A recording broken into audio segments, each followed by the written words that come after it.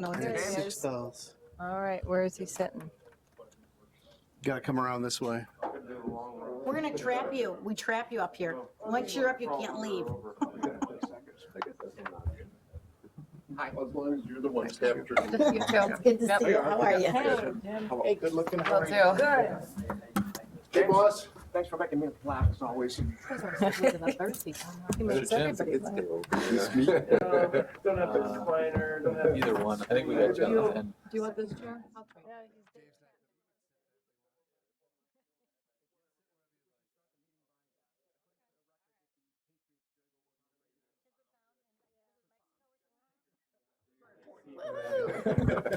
Put that one to rest.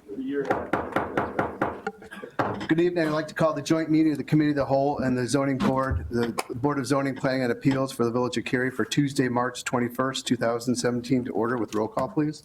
McAlpine? Here. Kozler? Here. Kraus? Here. Cavelli? Here. Kretschmer? Here. Williams? Here. Corey? Here. Graziano? Here. Thank you. Would you join me in the Pledge of Allegiance? I pledge allegiance to the flag of the United States of America and to the republic for which it stands, one nation, under God, indivisible, with liberty and justice for all.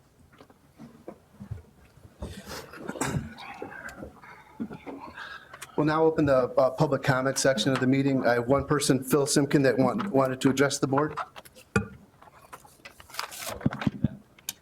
Thank you. Actually, my questions are for you, Mr. Mayor. Sure. 4 years ago, prior to the election, I asked you why you were misrepresenting yourself as a president, CEO of a corporation that was dissolved at the end of the 1990s. You, like that, responded, it wasn't my fault, my employees didn't file the paperwork. My present attorney has. I'm working on the past 2 annual reports. Paperwork is on my desk, you can come see it tomorrow. Did you come and see it? No, I actually just went back to the title. As of March 8th, you still haven't filed those papers. It's there. Mr. Simkin, this has no does. bearing on the proceedings that we have this morning. This is village-related business. It has nothing to do about me. This is village-related business. There's an election coming up, and quite honestly, somebody else now owns the name of your company.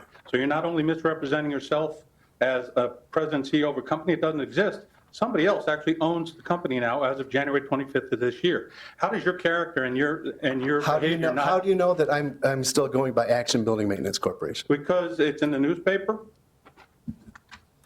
Mr. Simkin, It's I in the understand, newspaper, I it's in the understand what Chamber you're of doing. Commerce. This has no Everywhere bearing your on name our, appears, it's Action Building Maintenance Corp. that's right. Okay, well, that's all. You just said I know that. You are not the president and CEO. You have never owned it. You have misrepresented yourself for close to 30 years. And I'm just wanting to know, you knew what happened.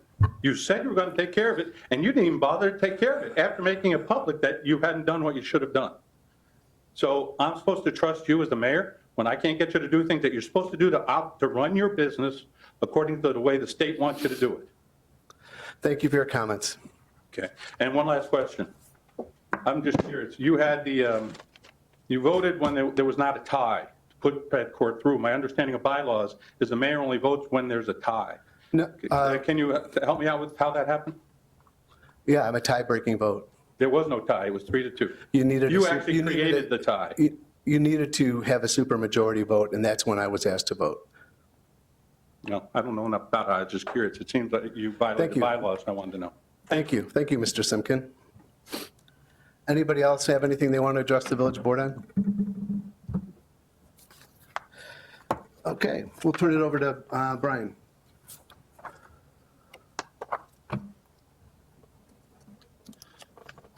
Thank you, Mayor, and joint board this evening.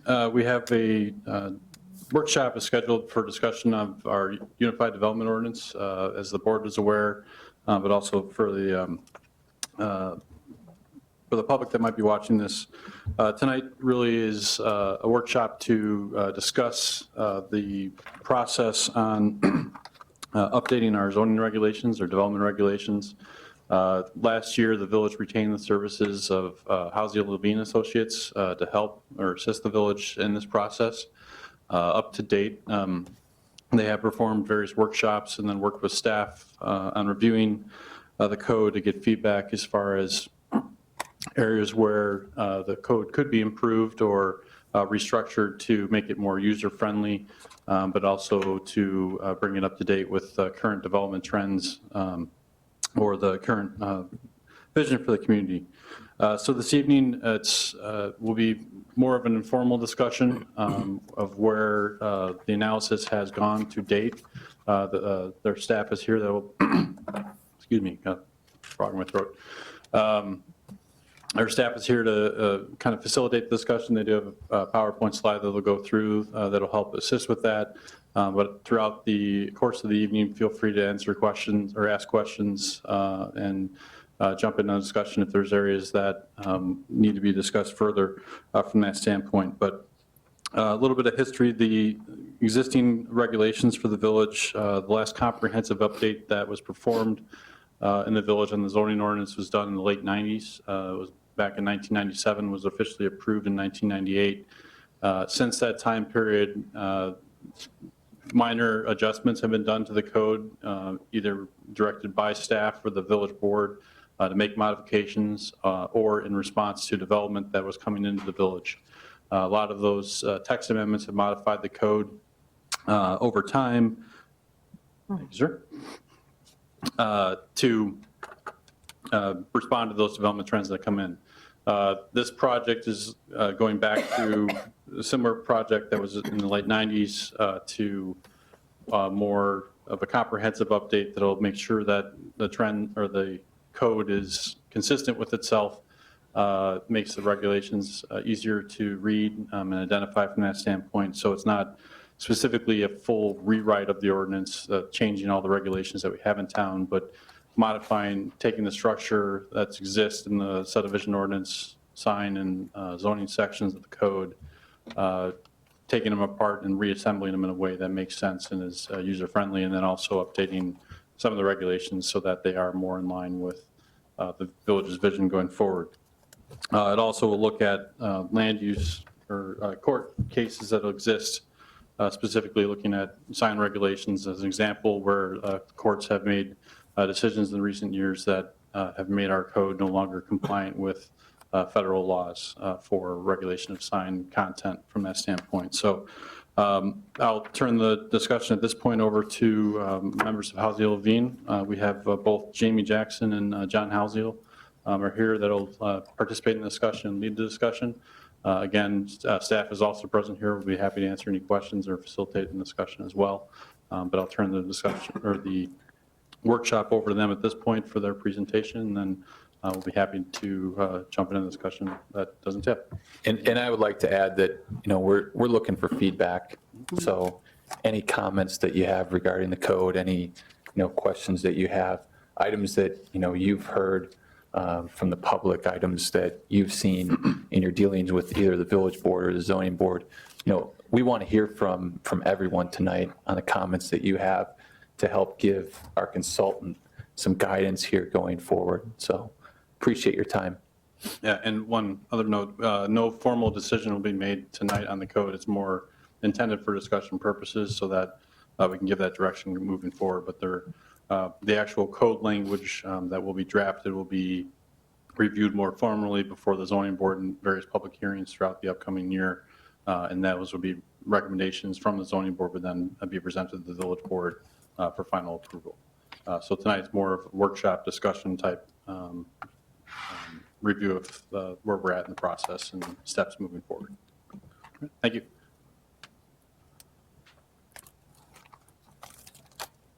All right, Mr. Mayor, Board of Trustees, and Zoning and Planning and Appeals Board members, thanks for having us here this evening. My name is John Houseel. I know several of you from the comprehensive planning process, so it's great to be back again. And if you remember, zoning won't draw the crowds like the comprehensive planning process did, but it's important and detailed and work that has to be done. If you remember when we did the Cary comprehensive plan, we knew at the onset of that exercise that one of the first things we would have to do, regardless of what that took shape like over the following year, is that you'd have to come back in afterwards and update your code and ordinances. You want to make sure that those two documents dovetail to the extent possible and reinforce to the extent possible. And that zoning take into consideration one of the things as a guide, the comprehensive plan, in addition to things that we've done, such as talk to developers, talk to people who have concerns with the residential districts, the business districts, our own assessment of the code, sitting down with staff and going through it section by section, and then our analysis of the code based on just general best practices. And so, as Jacob and Brian have already stated, this is a working session. There are no recommendations this evening. We've talked with a lot of people. We've done a lot of assessment. We've done some GIS work to take a look at parcels. And we wanted to give you a sense of where we are now in terms of where our heads are at in identifying the things we think we need to begin to address as we go forward to clean it up and to tighten it up. And we certainly want any questions and or comments from you this evening to help further our understanding as we begin to get in over the upcoming months, updated districts and standards and regulations and things like that. So this is a first foray, if you will, into analysis, and we open it up. With that, I'm going to turn it over to Jamie Jackson. She's a senior associate with our firm. She's been working with myself and Doug Hamill on this project and will be throughout the project. She's going to take you through a brief presentation, but at any time, feel free to just chime in, ask her a question, ask me a question. You might not see me, I'll be back here at the table, but it should be a dialogue, not a presentation. So thank you. Hello. All right, I'm going to take you through the most riveting presentation about zoning that you're going to have. We have, what, 3 hours tonight? 4. So, introduction. What we're doing is a unified development ordinance. And so what that is, it merges the zoning regulations, subdivision regulations, sign ordinance, stormwater regulations into one document. So it is your go-to document for someone that wants to come into the village and develop. They'll know exactly what they need to do. Another main goal of the UDO, as I'll refer to it, is aligning with the comprehensive plan. It is a tool to help implement some of those policies. The other thing that we want to do is to simplify and organize the existing regulations, as Brian talked about earlier. So where we are in the process, we are in step 2. So we have done our technical analysis and we've looked at some best practices, and that's what we're going to be sharing with you this evening. But we have several other steps along the way, and you are going to be part of that process as we go through every step. So today, we're going to present some of our initial findings, talk about our conceptual approach, and want to hear what you have to say. So we did some community outreach early on. We talked to residents, we talked to business owners, the ZPA, and we worked with staff. And we got some really interesting input from that. Probably nothing that's really out of what you've heard already, but let's just kind of run through some of those things. So with regard to the districts, there's a need for some specializations. There's several zoning districts that seem very similar to one another, so we want to really help differentiate that, and that was called out by the public. For example, another issue was that the B2 district, it's a commercial district, but it does not allow general office uses, and that can be a problem. B4, there are 5 properties that are zoned B4, and they have very limited uses at this point. People talked about dimensional standards being too restrictive. This was about lot coverage, also about setbacks. Fences were another issue that got brought up, as well as accessory uses. There's really no section that talks about accessory uses in detail. Parking and design standards. I'd like to go to one community that doesn't have issues with parking. Cary is no different. And then PUD standards, another big issue, and that can hinder future development if we don't get those straightened out a little bit. If we could, can we go back to that slide here? Sure. And the first bullet point under the zoning standards, you have B2 district does not permit general office. Now, there may be different philosophies from the village board on that, and even the zoning board too. And, we want to hear from you if that's something, that you think needs to be included in there, or if offices should be separated out. So we don't have to decide that right now, but want to get your feedback on that one, because I know there's different opinions on that.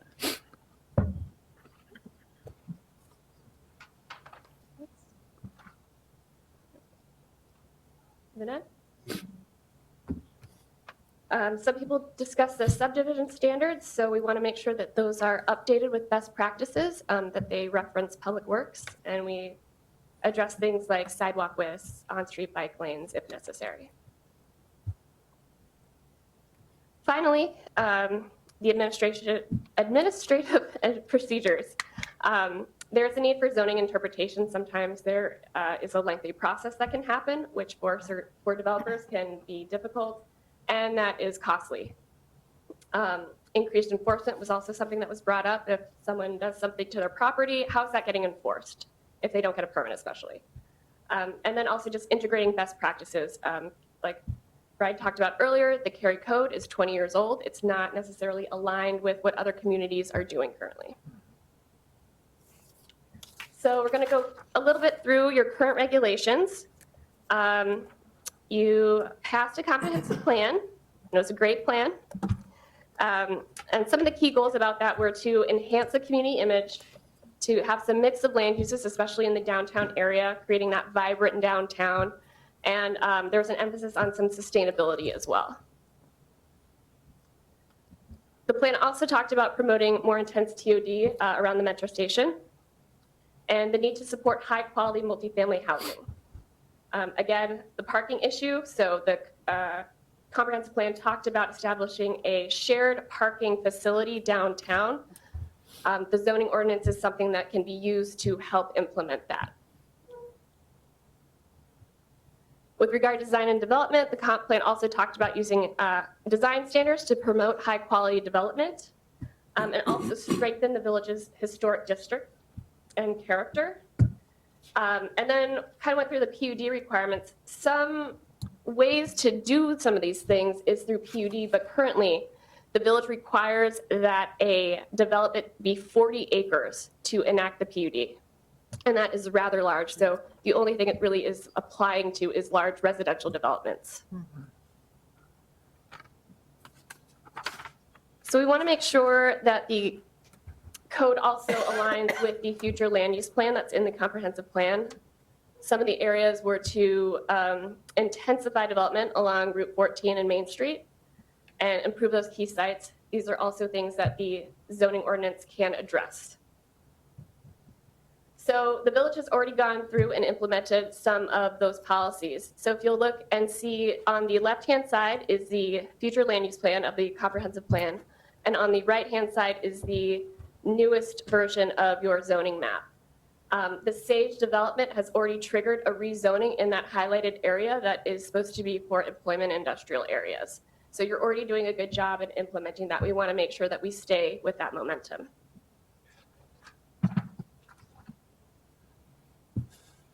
With regard to the existing code, you have very large use tables. Your current use table lists pretty much any single use you can think of. I think I printed it out and it was about 18 or 19 pages. So as we go through this, we're going to look at ways that we can condense some of these uses, make it a little bit more user-friendly. Similarly, there's several other tables that reference other tables that reference other tables. So we want to make sure that we can clarify some of that. Subdivision standards for cluster development. So this goes to the organization. A 20-year-old code is going to have a lot of different amendments and modifications, and kind of things are hard to find sometimes and are not in a logical order. And will also help clear up some of the procedures. We need a clear table of decision-making authority so that, again, when someone comes into the village, they know who's making the decisions, they know the process, and it's a very clear and easy procedure for them. So Brian talked about earlier the Supreme Court ruling, so Reed versus Gilbert. What they decided was that non-commercial speech cannot be regulated differently based on the content of a sign's message. So this affects not only Cary, but municipalities across the country. I've pulled up just a few quick examples of the Cary sign ordinance. So you'll see that for portable signs, political signs are treated differently. So that is content-based, that you're saying that a political sign can be treated differently than other signs. Similarly, political signs and temporary signs. One says that you can be 24 square feet. The other one says you can be 72 square feet. So you're treating the size of the sign differently based on their content. So we are going to go through the sign ordinance and we're going to make sure that it complies with all federal regulations. Another thing that we looked at was form-based codes, and it's application to the Village of Cary. Form-based code is an emerging kind of zoning regulation, and what it does, it de-emphasizes use and it emphasizes the form of a structure. So it can be quite prescriptive. So it tells you kind of the architecture, how much window facades you should have, what your cornices can look like. And that really helps shape the physical character of, for example, downtown, where it might be most applicable. But because it is very prescriptive, it can also hinder development. So there's pros and cons of a form-based code. Now, it can be applied to downtown, and it can also be applied to the B3R district, which is one of your little historic districts along US 14. However, you can get similar development outcomes through design guidelines as well. So that's something that we're going to be working with staff and looking at closely to see what would be the best approach for the village. So another one of our findings is that there is a lot of non-compliance and non-conforming, or I should say rather. And this is a big issue because if someone has a non-conforming property, that's a deterrent for banks to give them loans. So that's a big issue. So I just want to show you an example. This is the biggest area of non-conforming. It's your R2 district, your residential district. So the areas in yellow are all the R2 parcels that are conforming. The purple areas are all the non-conforming parcels. And so this is based on your existing minimum lot area size. So that's a significant number of non-conforming parcels. So what we wanted to do is see, well, what would it take to get these parcels conforming? So we dropped it down. We're like, okay, what if it was 10,000 square feet? Still, you have a lot of nonconformity. We dropped it down to 9,500. Still a lot of nonconformity. We dropped it further down to 9,000 square feet. And you start to see, okay, there's more yellow showing up, less of the purple. And we finally got down to about 8,500 square feet. And that's where you really kind of see that there's some new districts appearing and they're clustered. So we would like to consider the creation of a potential new district that would encompass these existing nonconforming areas and reduce the amount of nonconformity within the village. So with that, we're going to get into our recommended approach. Here's our proposed table of contents. Again, this is going to incorporate zoning, PUD, subdivision regulations, stormwater regulations, and all the design standards. So it'll be a one-stop shop for anyone that wants to know what they need to do with their property or what they can do with their property. We propose that we create that new R2A district. That's the new district for the R2 area that would provide more conformity within that residential area. And eliminate some of the other districts. R1A is codified in the document, but it's actually not mapped. There are no parcels that have that zoning designation. The B4 district is one that, again, only applies to maybe 5 properties, and they can be rezoned quite easily into another existing district. And the BP district is very similar to the M district and a little bit to the B2 district. So we propose potentially eliminating that district as well. So after we eliminate some of the districts, we want to make sure that we modify and differentiate the existing districts. So that would be the B2, B3, and M districts. So ensuring that they encompass the character and the development qualities and styles that you envision for these areas and districts. Finally, we'd want to eliminate the parks and open space districts. You have 4 of them. What they pretty much do is just classify parks right now. Those can be rolled up and folded into residential districts as a permitted use. So some other things that we're going to do as we approach this code, just focusing on some more contemporary zoning topics, talking about home-based businesses. We're going to address vertical mixed use. So that's having retail or commercial uses on the ground floor of a building and allowing for a different use on the upper floors, such as residential or office. We're going to ensure that we have telecommunications addressed. So a lot of cell towers are coming online. People need to know what they can do with that, where they can go. And then again, addressing sustainability. We also want to ensure that we align it with best practices. So we want to make a predictable process that aligns with the comprehensive plan. We want to make sure that there's consistency throughout the document. Again, that the process is predictable, that enforcement is easier because the regulations are simple to understand. We're going to make sure everything's up to date to be compliant with all the federal regulations.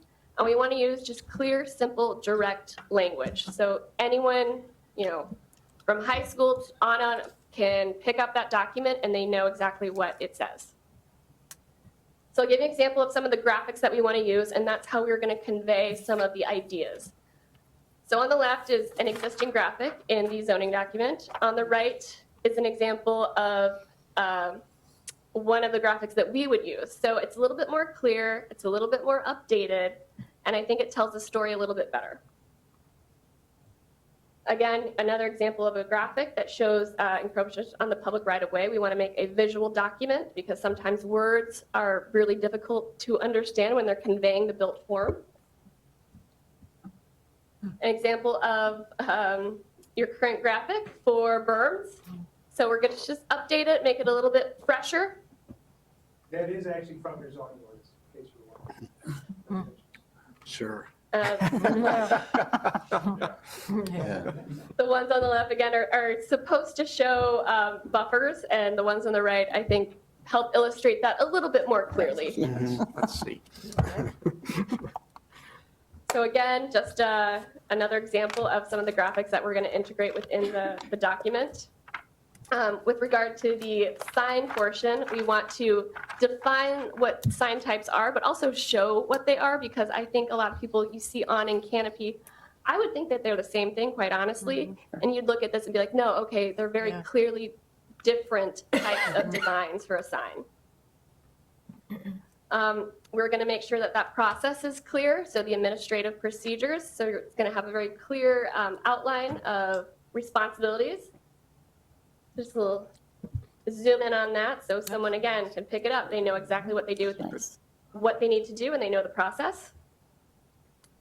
We're going to continue the use of the tables. Again, we're going to clean them up a little bit. So this is just an example of some of the bulk and yard standards. You guys actually have a pretty good bulk standard table currently. So we're just going to refresh that. And then the use tables, we're definitely going to clean that up, condense it a little bit, make it more clear, and hopefully reduce that 18 pages to maybe a couple. So the next steps will be into step number 3. So we're going to incorporate the feedback that we hear from you this evening. We're going to draft that table of contents that you saw. We are going to input your existing regulations. Why reinvent the wheel again? We want to take what you already have, put it into that table of contents, and just reorganize it.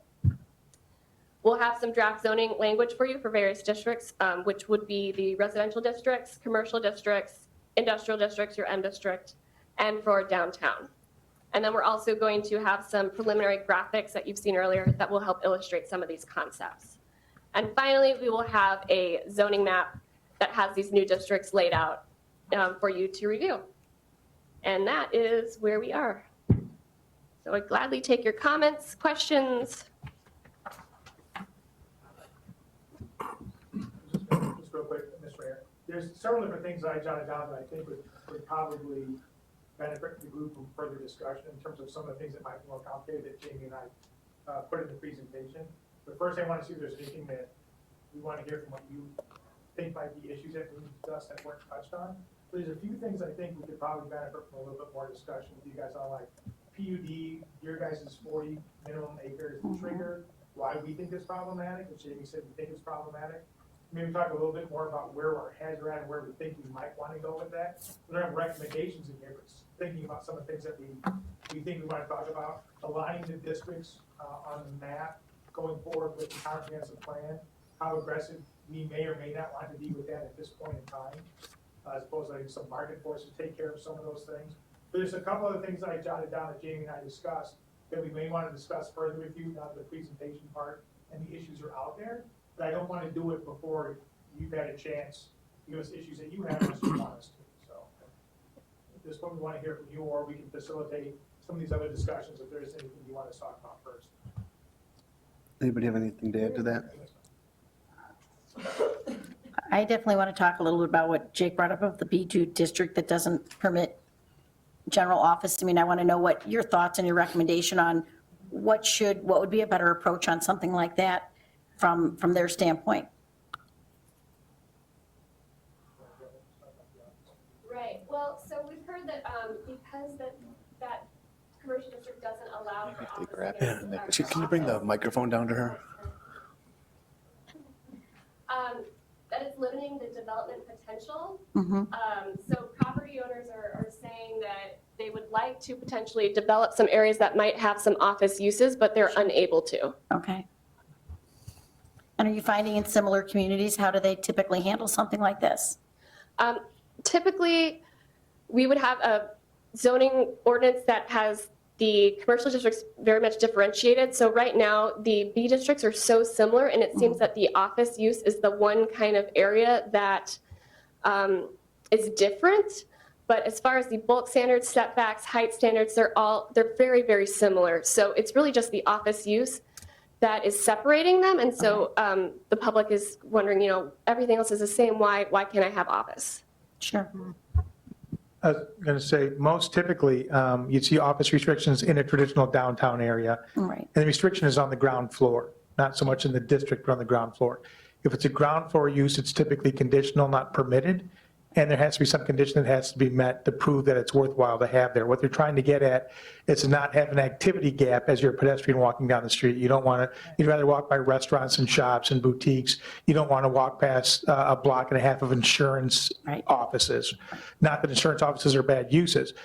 One of the things that has changed nationally, though, is after the 2008 economic course correction and things got a little bit tougher, is cities across the U.S. started loosening up a little bit of some of the restrictions that would cross-pollinate commercial districts and office districts, recognizing the challenge in building owners trying to fill out tenant space if they're restricted to not allow office as a tenant. And that's also changed as the retail market is completely beginning to change because more and more online. Right. The sheer linear footage of commercial you can have in an area that is retail is far diminished over what it was even a few years ago. And it's a course that's going to continue. It's not going to disappear, but we have to make it a viable commercial tenant space to other than retail and restaurant when the retail piece is getting smaller. So having office as a viable option in districts where it hasn't been in the past is a good economic thing for the most part going forward. So.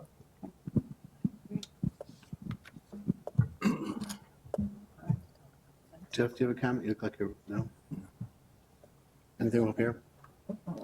If I'm hearing you correctly, you're saying that by allowing the office space in one business district, we could still put a restriction on it that office space would be upstairs and retail downstairs for the most part, with a conditional use if it's going to be a ground floor office? That's very common in traditional downtowns. And again, what they're trying to get at is, let's say, a lot of building owners, if someone's willing to pay the rent, I will rent them my space. And rather than hold out a few more months for a retail shop, if I've got an office guy coming in, I'll sell it. But if your downtown begins to turn into dry cleaners and insurance offices and real estate offices, that's not much of a downtown. But those are employment uses and they're service uses. You just don't want them on the ground floor. So they might be not on the main street, but one block off. They might be on the main street, but on the second floor. And if they think they can go on the main street, you can say, hey, listen, we're a dentist office. We generate a ton of foot traffic. We're only going to occupy 20 feet of frontage on a 300-foot-long block. We will generate traffic that will help all the restaurants and shops on either side of us, and we won't change the character of the block. You could consider that as a conditional use if you wanted to. So the idea is to prevent those dead zones. So the most common way is to either in office or areas where you don't want office as the dominant use on the ground floor, to have them either be a conditional use or have them on the upper floors. So that's the most common approach. Yeah. Can that be controlled also by percentage of use? Like service, you can only have a certain percentage of service business in a retail zoning district or vice versa? Yeah, when I was the director in Wilmette, one of the challenges we had there was when I came into that community, they had, I think it was a 15% or 20% of the linear frontage. No more than that could be office. So the idea was they could allow it. If you were capped out, and it was, I think, on any in the total or linear frontage of the downtown, there was also a percentage by block.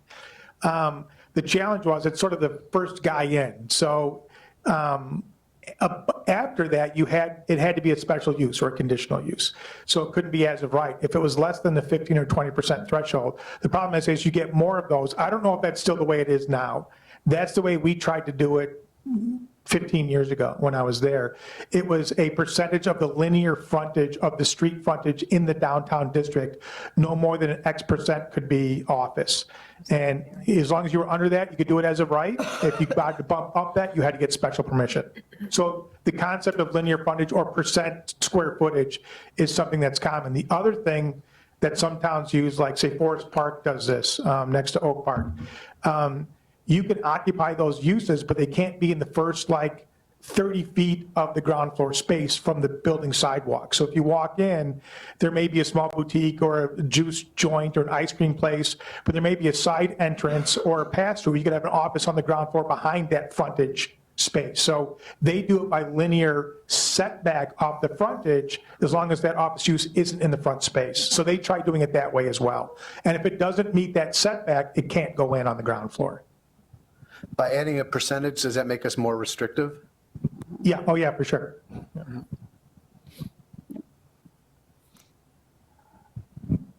Any other comments? So for the benefit of our elected officials and to try to create alignment amongst everyone that's here tonight, when we were first approached about this, one of the things that we talked about, and thank you for your presentation, two of your other colleagues here, and we did talk quite extensively about best practices, not only in our region, but around the country where you were traveling to, and around the idea of economic development and being easier to do business with as a community. And I'd be curious to hear more about that from your experience as you were starting to go down that line of thinking. You bet. And then the other comment that we had was actually for Mr. Simmons when he was here, because we find ourselves, and I would agree with your assessment, that we don't normally get big crowds at our ZPA meetings. And it happens every once in a while, but some of the stuff that we find ourselves involved in is the mundane. Right. And sometimes I think it's unfair to the residents of the community that they come here and it's a pretty easy decision. Right. And I'm not sure they need a group of people assembled to make a variation on a garage, for example. And so we're also looking for some best practices around that type of activity to give to Mr. Simmons, so we don't have to assemble a committee to have someone do that type of work when we know it's a pretty simple decision. Right. I feel bad because I get, Back there. like Alpine can't see me. So You're right, I'm like- So, a couple of real good points that I'll touch on real quickly. Economic development, the zoning code has to set the table to ignite the private sector. I firmly believe that. Cities don't build shopping centers, cities don't build downtowns. They set the table so private investment can do those things in coordination with the community. And if a zoning ordinance is written in a way that convolutes or dilutes your ability to get investment, there's something wrong with your code.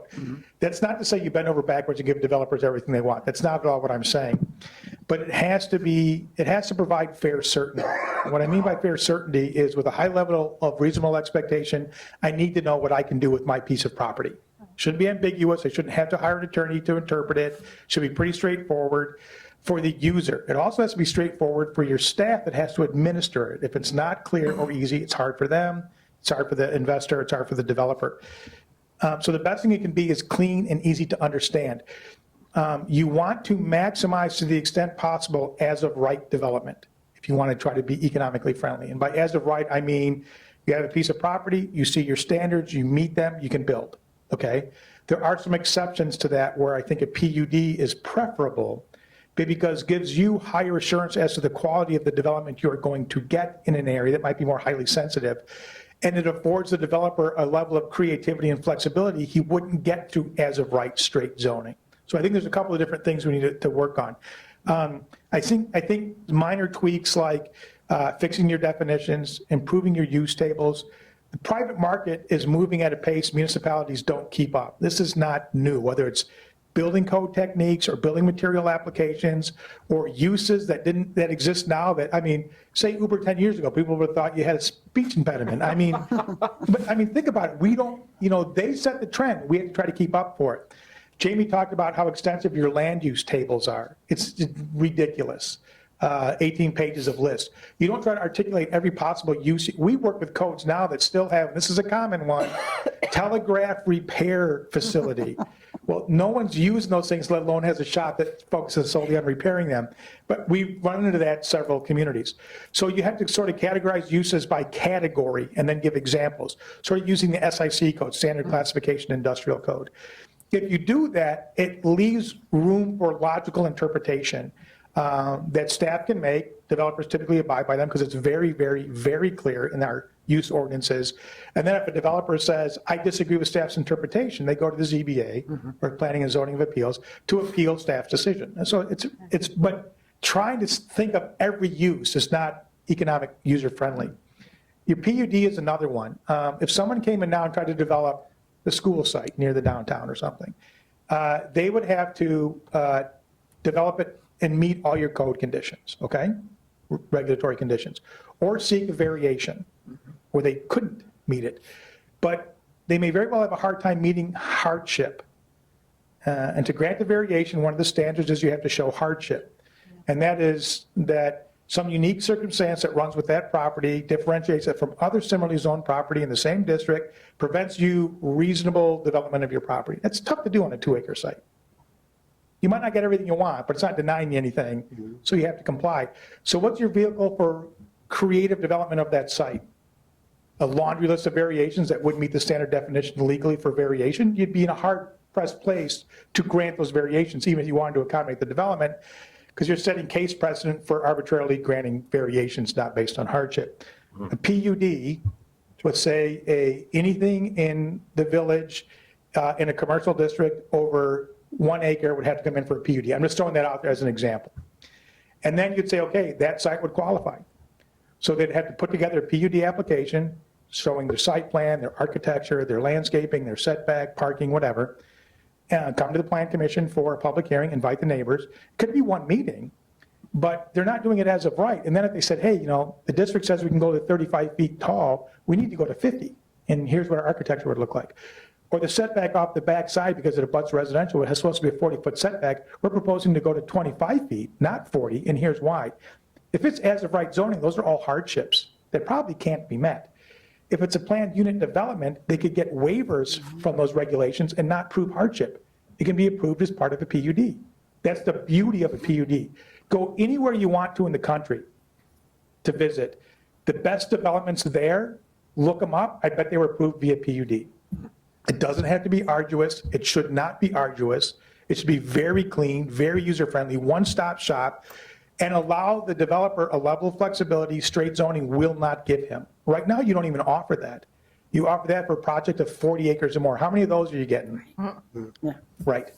PUDs were put into place for 3 main reasons. Historically, multiple buildings on a single site, like a hospital campus or a college campus. Because you can't say the front setback is 40 feet. Well, to which building if I've got 6 buildings? So PUD. The next one was size triggers, like your 40 acres. And a lot of those came about back in the boom of the 80s when people were buying farms and converting 200 acres into subdivisions. They said, well, this can't be done as of right, so 100-acre trigger, anything over 100 acres, PUD. Anything over 40 acres, like you guys have, a PUD. Those are just for residential. So things like the school site in the downtown don't qualify. So you have multiple buildings as a trigger.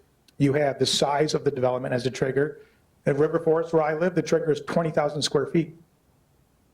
In Forest Park, it's half acre. In a lot of communities, it's 1 acre. So different communities have different triggers as to what is a PUD versus as of right. The other trigger is geographic location. And an example of this is, let's say you have a historic downtown, or let's say take your downtown, for example, around your train station. You might say, this area, we want it to be something special, all right? So I don't care if you have a 15,000 square foot development or 2-acre development. Anything in this geographic district has to be approved via PUD. I don't care how big it is. One meeting, real easy, but we want it done right. So the trigger there is any development in this boundary has to be a PUD. You can't accommodate any of those I just mentioned with the PUD ordinance you have now. That's user-friendly. That's looking at this through the lens of a property owner, a husband and wife and family that own a single-family home that want to do an addition but can't understand the setback standards. or the variable averaging front setback standard you have in some of your districts, or the fact that it scares an investor who wants to buy a house with their family because, wow, I have to be 10,092 square feet and my lot's only 87? What is this non-conforming status of my home? I mean, that scares people. Really easy to clean that up. So from an economic development perspective, through the lens of you want to invest here, whether it's development, whether it's purchase, whether it's filling out a tenant space, and it doesn't mean lowering your standards and giving developers everything they want. It means providing fair certainty with just rationale so that they can do a good project of high quality, reasonable expectations of return, and the process is easy and streamlined. If your code is that, development will come along fluidly, even if the standards are high. But where the code is convoluted, even bad development doesn't survive because they just get tired and move on to the next town. So that's a good example of best practices, looking at your ordinance. And this is the way I went to grad school in Arizona, and I worked for the city of Phoenix for a while afterwards. At the time when the mayor, or the manager down there, I can't remember his name, he was the first one in the country who said, we're going to run the city of Phoenix as if we're a private company. And across the street is another city of Phoenix, City Hall. And they can either come get their building permits from us, or they can go across the street and get it from that city of Phoenix. They can either get their inspections done by our inspectors, or they can go across the street and get it done by their inspectors.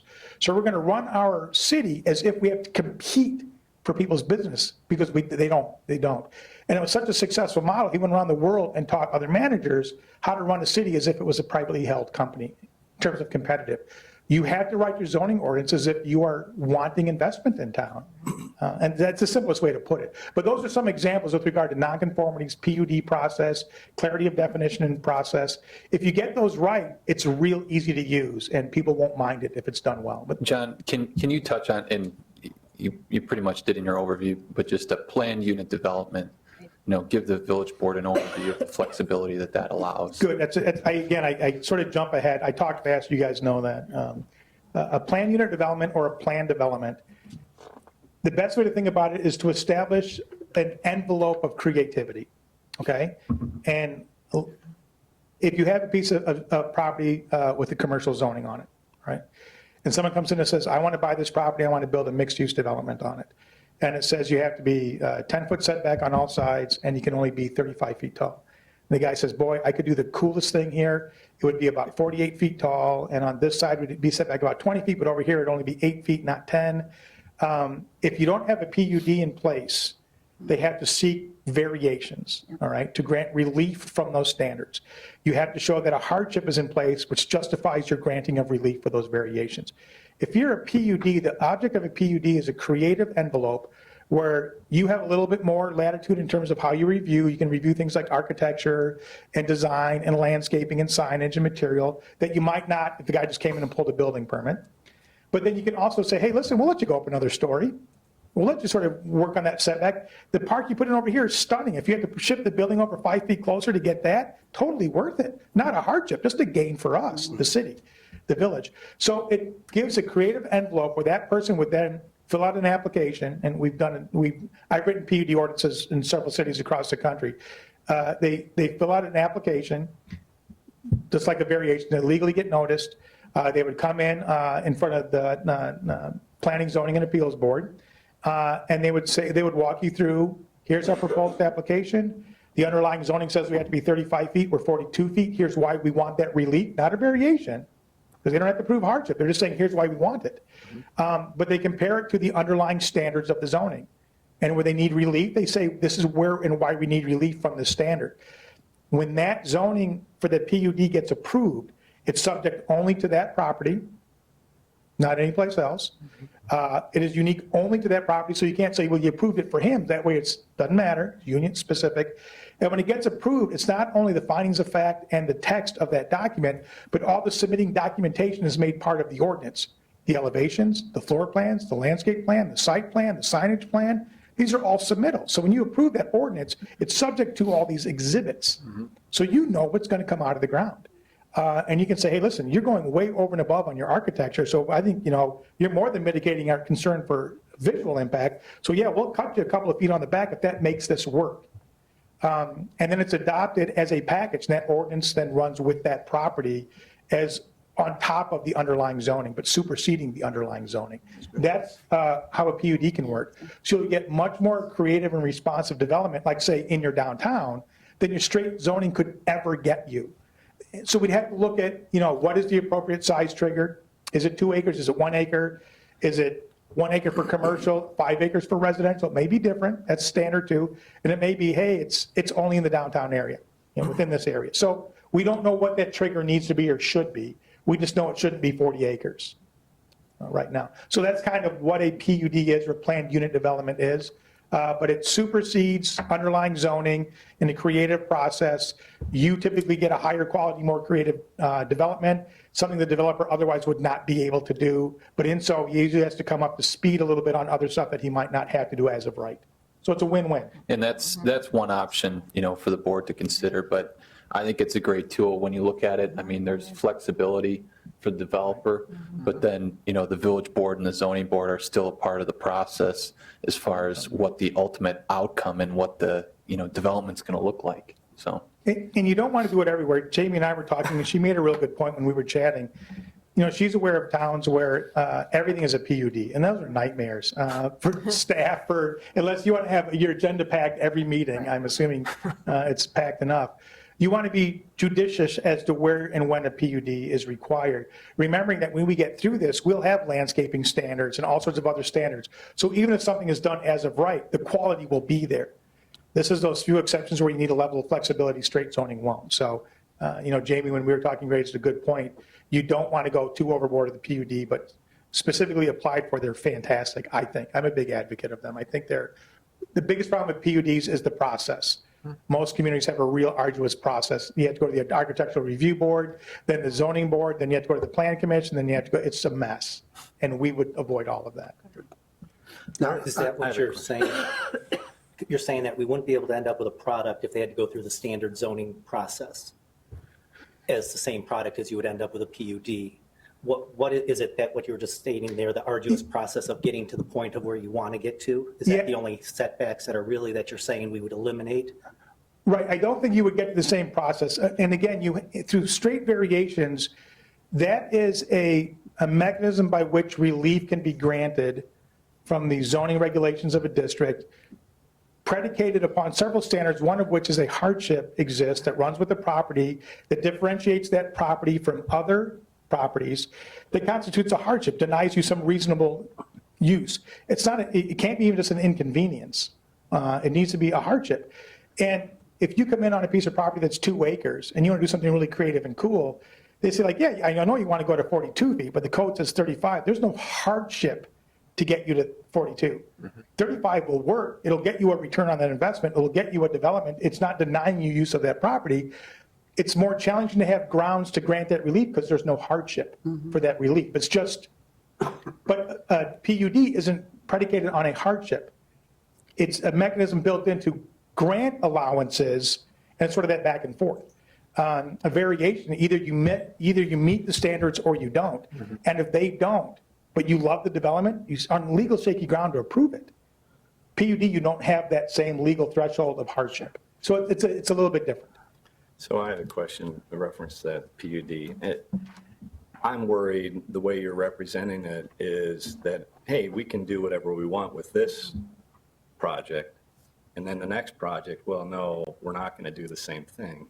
So how legally are we going to defend standards in the community if we handpick one development gets these special circumstances and the next one does not? I don't think it's a special circumstance. I know what you're saying, and it's usually the plan commission or the ordinance indicates why that trigger is put into place. And I'll give you an example of the downtown. We've only got one downtown. It's a mix of uses. We want it to be. It's not like a single-family neighborhood or a commercial district on a corridor. We don't really know what it's going to get a mix of different things. We want to create a more creative environment along this. We want residential, we want commercial, we want service, we want these different uses. Character is important to us, as is this mix of uses. And we want to create an envelope to accommodate flexibility within limitations. So the underlying zoning lays out the way things are. But through the PUD process, you can have flexibility. Some communities will say you can vary height by 10%. or total number of units by 20%. Or sometimes they'll put percentage limitations as to how much you can allow flexibility. If somebody has an as-of-right development, they can still come in and make a case for a hardship for variation. They can still do that. But this gets at things, if I'm in the middle of a single-family neighborhood, or I'm doing a single-family residential R1 subdivision, I'm not trying to accommodate restaurants and commercial uses and residential uses, but in the downtown I am. And it's hard to sort of preempt that with zoning that will accommodate all that neatly. So a PUD allows that flexibility. So that's the idea. But most communities, I don't know of a community that does not have a PUD ordinance of some way, shape, or form. And I don't know of any that's been sort of where it's been challenged that it allows some flexibility or creativity and not the other. You can always seek relief through variation, always. But in areas where you're trying to achieve something beyond straight zoning, the PUD offers a little bit more flexibility. So. Does the PUD, does all the buildings have to be built at the same time, or can they be done in phases? It's got to be all approved at once, but does it have to be constructed, or can it be changed in the middle of the process? There's a lot of different ways to do that. Typically, if it's done in phases, they have to submit a phasing plan as part of the approval. That's real customary, with timetables as well. Sometimes they'll have, depending on the property, they'll come out with a phase one, we're going to do this in the next 2 years. It's real delineated. They may have a concept or master plan for the rest, but not submit on that build out yet. It depends on how big a campus you're talking about. But it could be part of the approval to be built out over phases. That's not a problem at all. That happens a lot. Would you identify where you feel like we should do PUDs, or is that something you'd be looking for us to identify? Well, I think one of the things we want to do when we get into other parts of recommendations is do some GIS analysis of your commercial properties and how big they are. Is there a boundary within the downtown that makes sense? Is there a trigger of 1 acre? Would that, if we said, okay, within this commercial districts, if you had a 1 acre piece of property, I'm just throwing it out there. Well, what properties are we talking about? Are we talking 6? Are we talking 100? I don't know. So we'd have to sort of do a little bit of analysis to say, based on what we're trying to get at and where we think we want this flexibility or control, this is our recommended trigger. We don't know that yet. But these are some of the things we have to take into consideration. So I think we would probably have to propose something, and then at a meeting like this, explain why we're proposing it and our rationale is behind we're proposing that and not something else. And then through discussion at your direction, pick the one that you think is best for the city or for the village. Makes sense. So as part of this process, are we going to get draft proposals? You're in step 3. Are we going to get draft proposals that this versus this? Or? Yeah, well, it won't always be a this versus this. One of the things that Brian had talked about was some parts of your code are working just fine, and we don't need to, reinvent the wheel for the sake of reinventing it. Some things are minor tweaks, some things are major overhauls.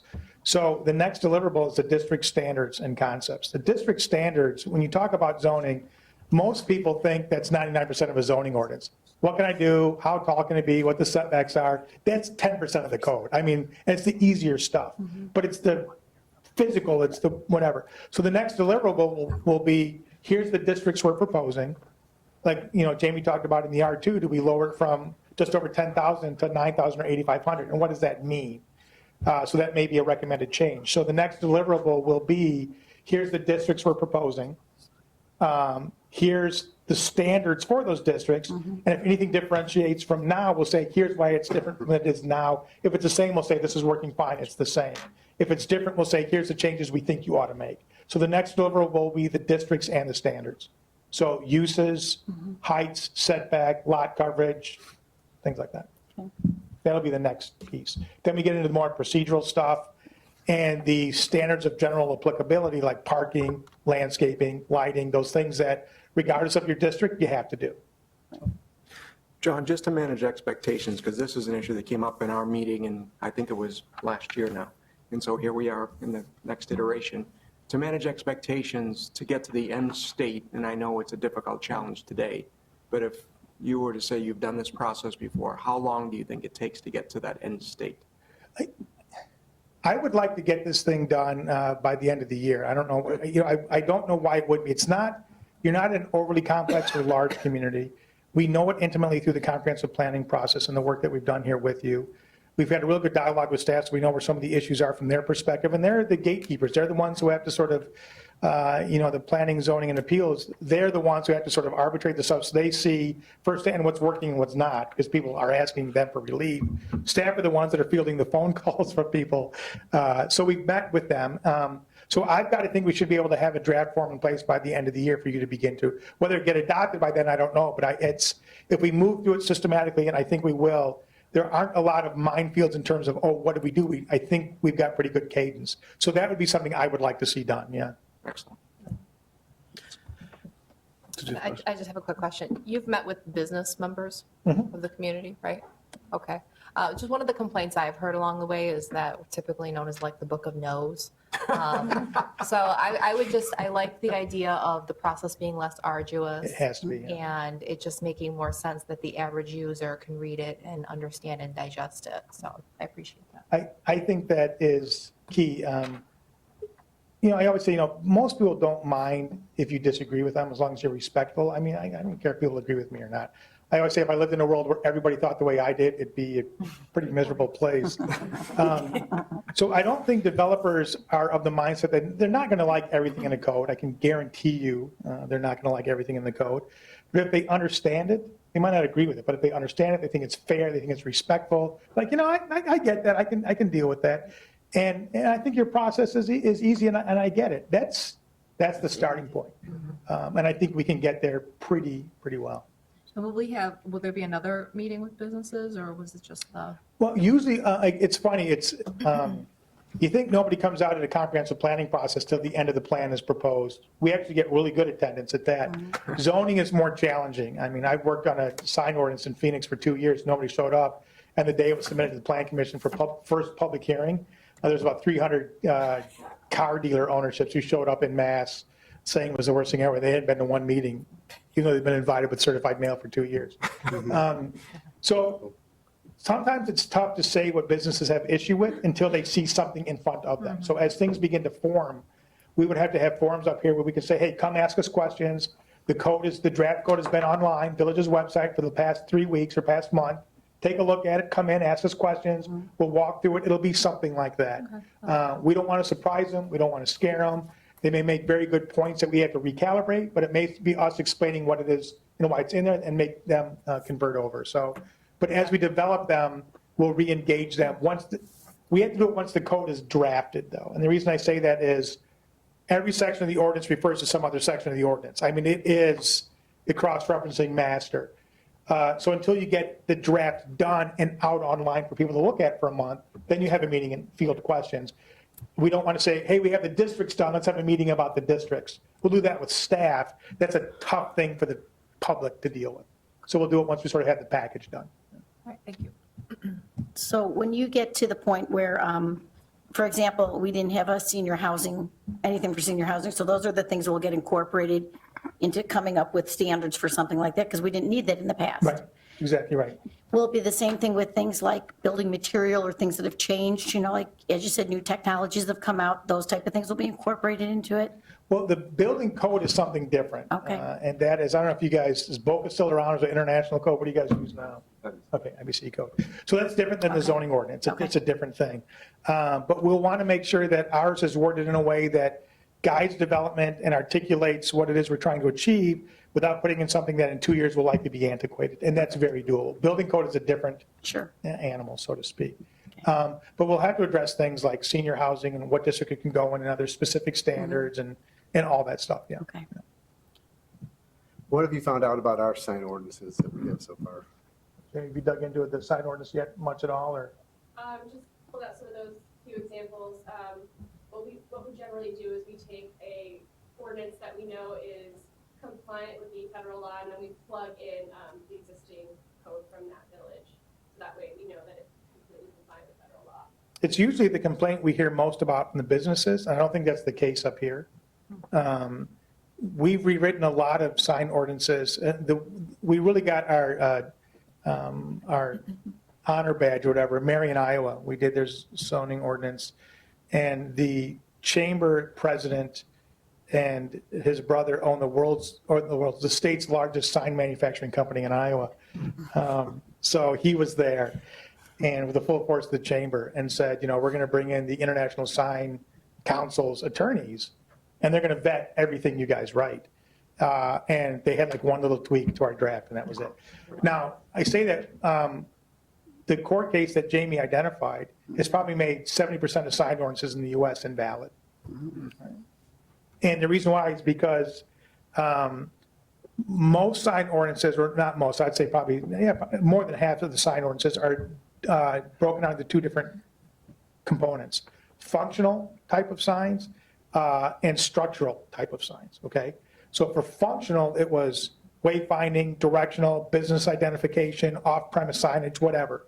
And for building signage, you can have the name of the business only. Functional sign. For the sign at the McDonald's, you know, driveway, in, out, but nothing else. Okay, so the functional type of sign often would say what you could have on that type of sign. It's the sign's function. Structural was wall sign, window sign, building sign, marquee sign, pylon sign, monument sign. It was structural and had standards for that. Anything that was content specific for the functional, out the window. You cannot regulate content at all anymore. It's a pretty heavy-handed decision. And it made a lot of ordinances across the United States invalid and illegal. We're working on a few right now. The interesting thing is that if the city wanted to, they could say no signs. That would be legally defendable under this. Not that any city is doing that, but that's possible, which is funny. But so we had to look at it for content as well. So now we're looking at it more like functional, structural.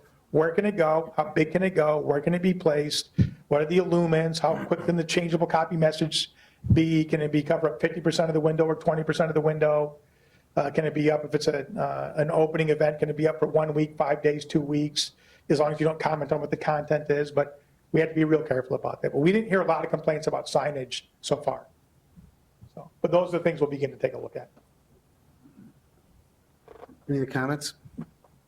With regard to your district standards and concepts, the thing we keep butting our head up against is basically lot coverage, impervious coverage, and interpretation of materials now with the new paver bricks and all that stuff. I assume you're going to get into that kind of thing as part of the... Yes, and some of the challenges are different. Jamie articulated that sustainability is something we want to begin to take a look at. So people want to use impervious surface, okay? And if you have a community where you have building coverage, impervious surface coverage, and combined lot coverage, so sometimes there's 3 standards, sometimes there's just 1. But the person says, hey, I'm using permeable pavers, so do I get a 20%? Can I get a 20% bigger patio? Or can my driveway be 30% bigger? But if you look in the way it's calculated, it says any brick, any asphalt, any bituminous material. So there's no relief for doing something that's environmentally better. We'll have to change those standards. We'll also have to take a look at if you have separate standards for building coverage, including accessory structures, impervious surface, drivewalks, patios, or sidewalks, and then total lot coverage. Because a lot of communities are beginning to say building coverage no more than 35%, impervious surface coverage no more than 35%, combined you can't be more than 60%. So you can't max out both. And what that gets at, they're not trying to be overly regulatory for someone's home, but flooding is a legitimate issue. Like I need to tell you guys, based on the stormwater management study and the flooding study you did at the same time we were doing the comp plan, flooding matters in certain areas especially. Well, what's driving a lot of the flooding in areas as they develop? The amount of impervious surface. So if we begin to do a better job, an appropriate job of keeping that person from coming in and paving their whole backyard for what, because they don't like grass, we may need to look at that. But we'll have to look at those new materials and see if we can't give them a break on impervious surface. Yeah. When we talk about impervious surface, what's our main concern? Are we worried about runoff? Yes. Or are we worried about infiltration into the ground? Well, I think it's, to recharge the water table? I think it's both. I think one is, I know out here your system is separated, correct? It's not combined. Stormwater sewer is separate. Okay. I live in a place where it's combined. You guys are lucky. So a lot of it is because that rainwater runoff is not getting processed. Like where I live, it's getting treated, so it's very costly. So here it's 2 things. It's one, you want that to go into aquifer recharge, so you want as much as possible going into the ground. But if it's also going into the ground, it's not running into the culverts and going into the ditches and going into the stormwater system where flooding is more prevalent. So it's really doing 2 things. So if we want to encourage people to use those types of systems, paving systems, then it needs to be incentivized in the code some way. We're going to encourage people to do it, not mandate they do it, but give them a little bit of a break if they do it. And right now, your code does not do that. And by definition of what is an impermeable material, there's no differentiation. And that's typical. Codes haven't caught up. So, but there's a lot of examples of where we can fix that. I just want to say 2 words to you. What is, well, maybe it's more than 2 words. Two ideas. One is swimming pool. The other word is deck. Okay. Is that impervious or? Oh, no, those are both, bless you. Those are both impervious because water does not go, the water may go into a pool, but it's not seeking out beyond that. So it might as well just be at grade. But it's also not running off. No, it's not, but that's counted as an impervious surface as is the deck, right? Right. Okay. So the question is, But my deck has little openings between each of the boards. you have a pool? I'm coming over. No, deck. And that means that the water goes through into the ground. Right. That's not running off either. Right, but the challenge is, and again, this is a good example, the challenge is not everybody is a good steward of the code, right? And what I mean by that, you may be a very responsible surface water runoff manager of your property, and I would expect you would be. Absolutely. A lot of people are not. So you have to write a code that applies to 90% of the cases. I can guarantee you right now, we write the best code ever, and within a month of it, us, you guys adopting it, someone will come in and seek a variation because it doesn't work for their property. It's going to happen. It's impossible to write a code for the exception. So you write a code for the 90% rule, knowing that 10% of the time, it's just not going to work. You can't guess everything. So when you're writing those standards, whether it be impervious surface or your subdivision standards for cul-de-sac widths or whatever, you write it for what's going to happen to be applicable to most people. And when the exception comes up, you have to deal with it. That seems like a little bit of a punt, but there's no way around it. So. Any other comments? Thank you, great job. Thanks much. And again, if you have any questions after this, even if they just hit you at any point in time, just let staff know, we'll get them to us. But as we move forward, we want it to be more of a dialogue than us disappear for 2 months and show up with something. If you've got ideas, pepper them at us and we'll incorporate them. So thank you very much. Look forward to working on it. Thank you. Thank you, John. Okay, I'll entertain a motion to adjourn. So moved. Second. All in favor? Aye. Opposed? Thank you. Thank you.